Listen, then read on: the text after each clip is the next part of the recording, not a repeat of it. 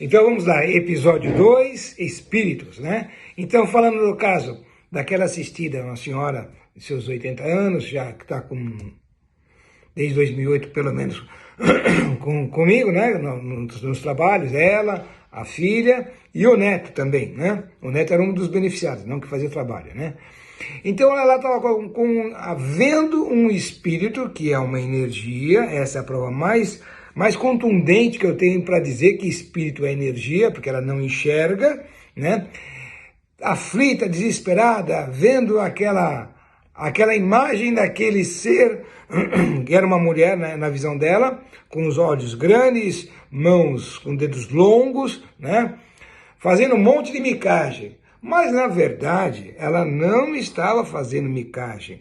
Ela estava ligada a ela, encarnada, assistida encarnada, né? Tentando chamar a atenção para algo que esse espírito precisa. Esse espírito está ligado a ela pelos cordões energéticos kármicos. Estou preparando vocês para nós entrarmos em karma, que é onde eu me especializei nesses últimos 11 anos. Vamos dizer 11 anos por aí. Entrei muito para estudar muitas coisas pelo que acontecia comigo. Então eu acabei fazendo atendimentos, adquirindo estudos, formações e fazendo experiências e obtendo resultados. E hoje eu me sinto à vontade para falar e tentar ajudar a vocês sobre o karma, né? Então, como é que ela se conectou a tudo isso? Porque o karma está ligado a vidas passadas. Eu e mais pelo menos uns 30 a 40 mil estudiosos da linha espiritual, eu conheço até mais que isso, mas vamos colocar aí uns 30 a 40 mil, tá? Nós acreditamos na reencarnação. Você já deve ter ouvido falar que aqui se faz, aqui se paga. Quando nós falamos aqui se faz, aqui se paga, muitas vezes é nessa vida que estamos vivenciando. Mas em outras, nós desencarnamos por algum motivo, nós morremos por algum motivo, mas o espírito fica ligado ao planeta Terra, à energia do planeta Terra. Tá? Não vai para outro planeta. Não vamos entrar nesse mérito agora, senão estende, né? Então nós estamos numa dimensão que nós chamamos de terceira ou quarta dimensão. E quando nós ascendermos aí para quinta, sexta, a gente já começa a se distanciar do planeta Terra. Mas voltando então à história. Então, esse espírito está ligado a ela por cordões energéticos kármicos. Mas como é que ia acontecer isso se ela foi em tantas vidas atrás, né? Bom, primeiro, naquela semana, porque ela falou que foram várias noites isso, e naquela noite que ela me ligou, ela estava realmente terrível, já não conseguia dormir mais alguns dias, estava vendo a imagem do espírito o tempo todo.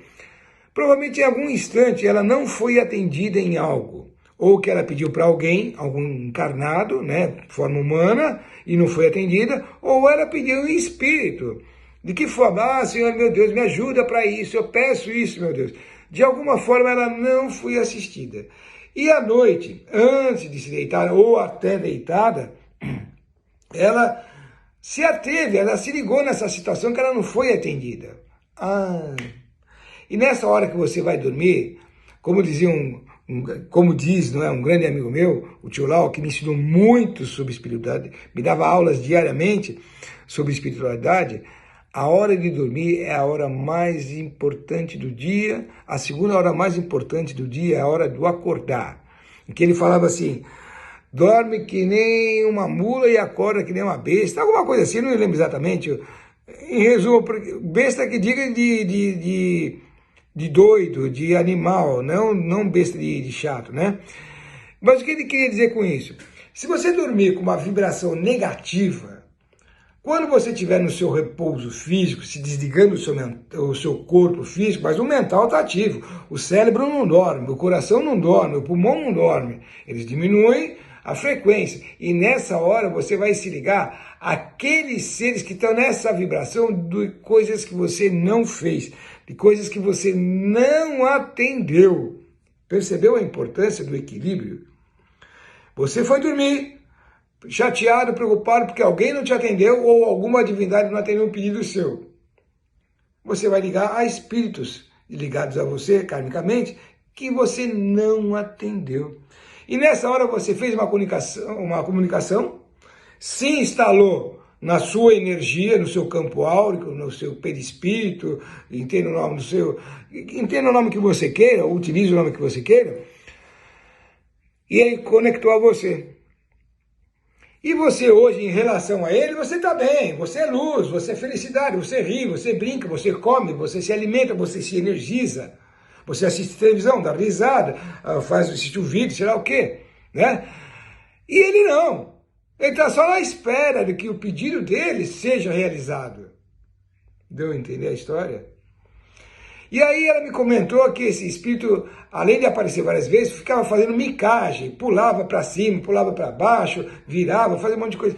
Mas na verdade esse espírito estava querendo chamar a atenção dela para algo que ele precisava.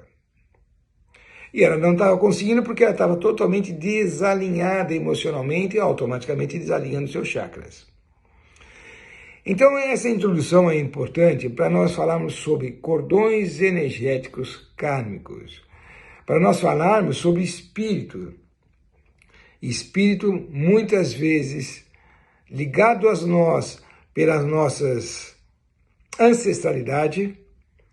Existem algumas teorias que não dá para comprovar, mas pelo pouco que eu já vi, grandes chances de eu ter sido meu tataravô hoje, grandes chances de eu ter sido um parente meu. Eu vi em algumas pesquisas situações em que o filho da atual mãe já foi irmão no passado. Já vi situações em que o filho foi o pai. Existe uma pesquisa que eu fiz uma época e parei. O meu filho encarnado, o único filho de sangue que eu tenho, parece que foi meu avô em vidas passadas, né? E é engraçado que nessa vida eu me desentendi totalmente dele, né? Ele é materialista e eu sou espiritualista. Pô, deu choque, né? É que nem falar assim para um corintiano amar um palmeirense, ou um palmeirense amar um corintiano, ou um flamenguista amar um vascaíno, e um vascaíno amar um... E assim vai para frente, né? Então, não existe conexão. Mas então, voltando. Ela necessita de um atendimento presencial em outro local que não seja a casa dela, até o momento dela se equilibrar. E uma das coisas que é muito importante desses vídeos que eu passei para vocês, o que eu costumo dizer, faça os seus exercícios espirituais de alinhamento 2, 3 vezes por semana, se possível, todos os dias. Por quê? Você se conecta a pessoas todos os dias. Você se conecta a situações todos os dias. Ah, mas agora eu estou no fique em casa, eu não saio de casa. Cara, eu acho que é pior ainda. Porque você ficando em casa, muitas vezes você vai cair no tédio. Eu conheço gente que já assistiu todas as séries de Netflix. Eu comprei uma TV Box, que aí tem muito mais situações, né? Se bem que eu não tenho tempo de ver, né? Mas tem gente que tem a TV Box, vê outros filmes. Gente, tenha certeza que vai chegar uma hora que zera. A conversa em casa não tem o que fazer, aí você começa a telefonar. Aí aquelas pessoas não têm mais o que falar. Né? E aí, como é que tá? Tá, tudo bem. O que aconteceu? Ou você vai virar um papagaio e ficar repetindo o assunto, né? Ou você vai se cansar e vai se entediar.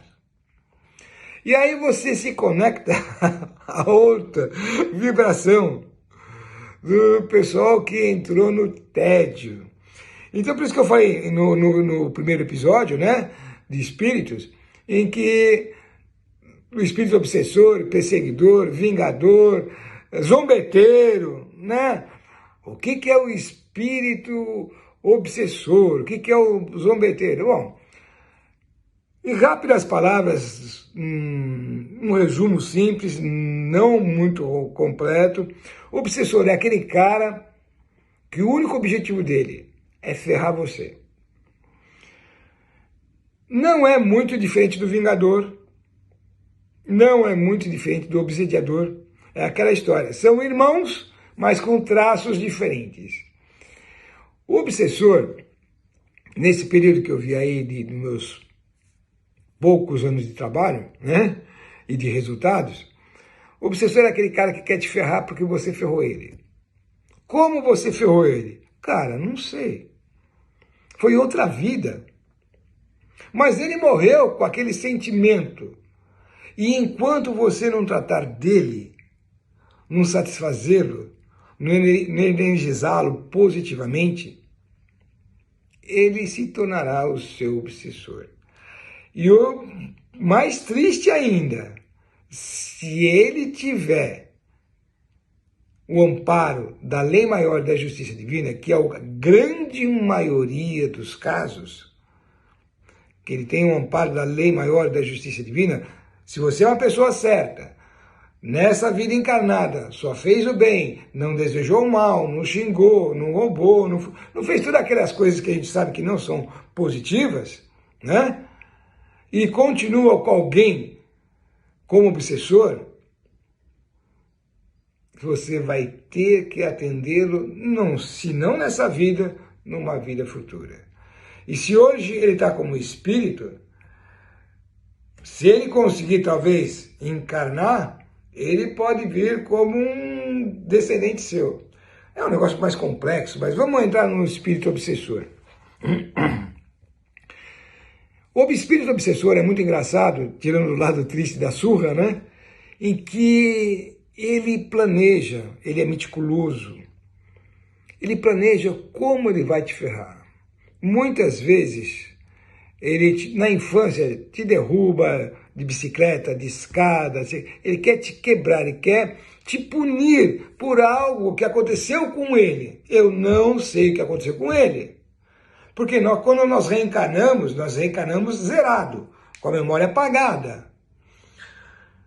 E, infelizmente, nos tempos atuais, ainda mais agora nessa situação de lockdown estúpido, né? Fecharam-se até as igrejas, o centro espírita e tudo mais para evitar contaminação. Mentira, para manipular a cabeça, mas vamos para lá, né? Então o que acontece? Esses espíritos obsessores ainda estão afastados de nós, porque muitos se afastaram da religiosidade, muitos se afastaram da espiritualidade. Haja visto, a molecada já nasce pedindo, lógico, para quem dá, né, o materialismo. Os joguinhos eletrônicos, os brinquedos, atendem as suas necessidades, né, que é quando o pai ou a mãe fala assim, ele não vai passar as vontades que eu passei. Cara, isso é a maior besteira que um pai e a mãe faz para uma criança. Mas vamos lá. Então o espírito obsessor tentou derrubar, tentou quebrar, fez até alguns estragos. Eu sofri vários estragos, eu sofro com a minha coluna até hoje, né? Que eu era molequinho, meus 6 anos, capotei 3 andares de escada de concreto, áspero, uma semana sem poder sentar e deitando de bumbum para cima, né? Eu lembro dessa situação bem triste. Agora, como é que esse espírito obsessor, ele atua na gente? Tem essa forma de agressividade, principalmente na primeira fase da vida, a primeira fase da vida do ser humano, ou espiritualmente, ela vai do 0 aos 7 anos. A segunda fase, dos 7 aos 14. A terceira fase, dos 14 aos 21. Essa é uma fase em que os espíritos atuam intensamente. Por isso que a gente fala muitas vezes, esse jovem está perdido, esse jovem não sabe nada. Por quê? Faltou uma formação religiosa, espiritual, na base dele. Grandes chances, para não dizer 99% de certeza, os pais vamos para a terceira parte. Música do além.